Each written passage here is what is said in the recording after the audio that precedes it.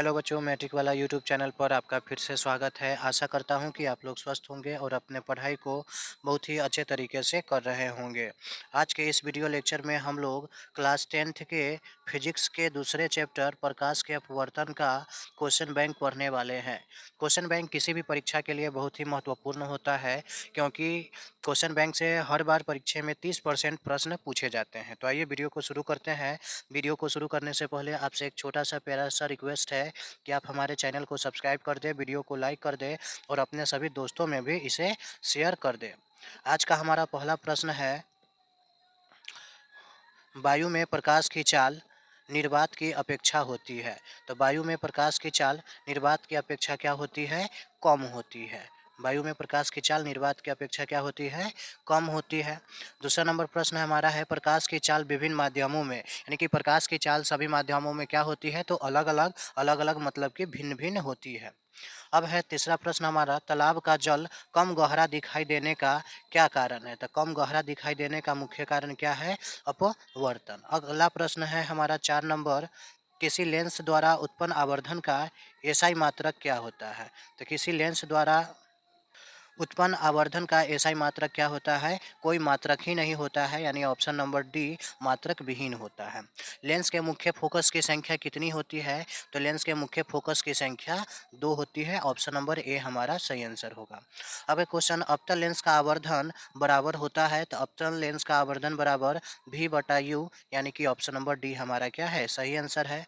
अगला प्रश्न है हमारा 7 नंबर, किसी माध्यम का अपवर्तनांक का मान होता है। तो किसी माध्यम के अपवर्तनांक का मान कितना होता है? साइन आई बटा साइन आर। कितना होता है? साइन आई बटा साइन आर। तो ऑप्शन नंबर बी हमारा क्या हो जाएगा? सही आंसर हो जाएगा। अगला प्रश्न है, निम्नलिखित में किसका अपवर्तनांक सबसे अधिक होता है? तो हीरा का अपवर्तनांक सबसे अधिक होता है। निम्नलिखित में किस लेंस को अभिसारी लेंस कहा जाता है? तो उत्तल लेंस को अभिसारी लेंस कहा जाता है। ऑप्शन नंबर ए हमारा सही हो जाएगा। अगला प्रश्न नंबर 10 है हमारा, निम्न में से कौन सा लेंस की क्षमता का मात्रक है? तो लेंस की क्षमता का मात्रक कौन है? क्षमता का मात्रक डायोप्टर होता है। निम्नलिखित में किस लेंस की फोकस दूरी धनात्मक होती है? तो उत्तल लेंस की फोकस दूरी क्या हो जाती है? धनात्मक हो जाती है। अगला है हमारा 12 नंबर प्रश्न, निम्नलिखित में किस माध्यम का प्रकाश निम्नलिखित में किस माध्यम में प्रकाश की चाल अधिकतम होती है? यानी कि प्रकाश की चाल सबसे अधिकतम किस माध्यम में होता है? तो हवा है, इसी में प्रकाश की चाल क्या हो जाती है? सबसे अधिक होता है। अगला है, शब्दकोश के छोटे अक्षर को पढ़ने के लिए किस लेंस का उपयोग किया जाता है? तो शब्दकोश के छोटे अक्षर को पढ़ने के लिए 5 सेंटीमीटर दूरी का उत्तल लेंस का प्रयोग किया जाता है। ऑप्शन नंबर सी हमारा क्या है? सही आंसर है।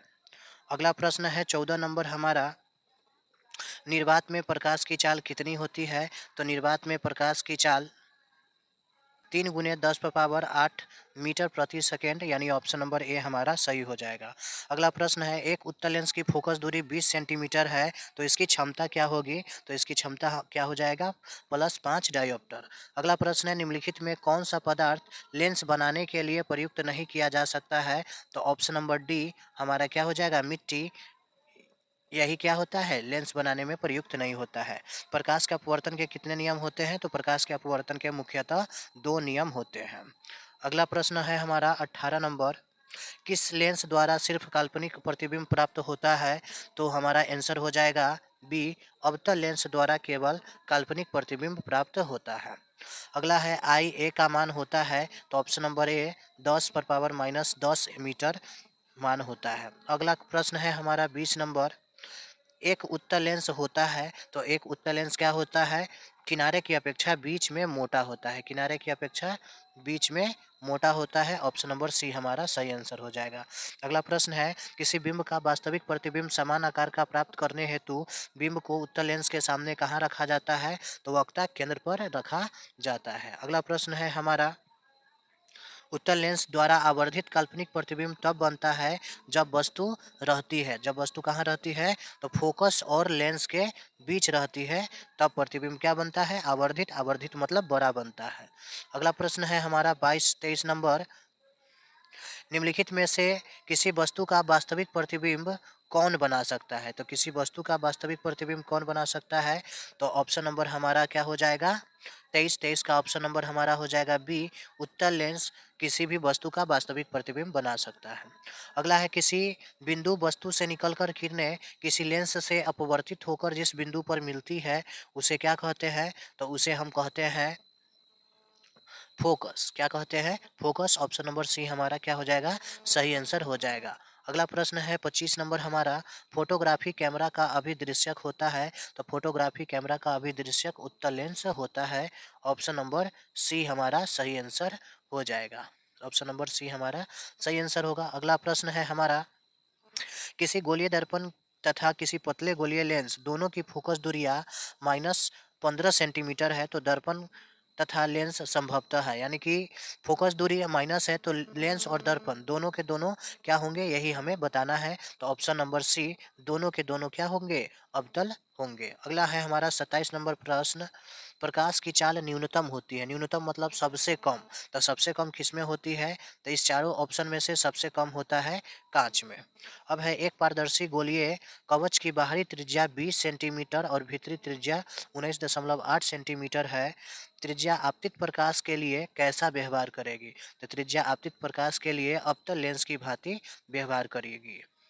आशा करता हूँ कि आपको यह वीडियो लेक्चर बहुत ही अच्छे तरीके से समझ में आ गया होगा। तो आप चैनल को सब्सक्राइब कर दें, वीडियो को लाइक कर दें और अपने दोस्तों में भी इसे शेयर कर दें। आप बताए गए सभी प्रश्नों को कॉपी में अच्छे तरीके से लिख कर शेयर कर लें और अच्छे तरीके से इसे याद भी कर लें, ताकि आपसे परीक्षा में एक भी प्रश्न ना छूटे। और जो भी इसका सब्जेक्टिव पार्ट पढ़ाया गया है उसे भी आप 2-3 बार देखकर फेयर ज़रूर करें। यदि आपको किसी विषय के पीडीएफ नोट्स नहीं मिला है तो आप हमें 7004349995 पर मैसेज करके उसका पीडीएफ ले सकते हैं। इसी के साथ मैं आपसे विदा लेना चाहता हूँ। धन्यवाद।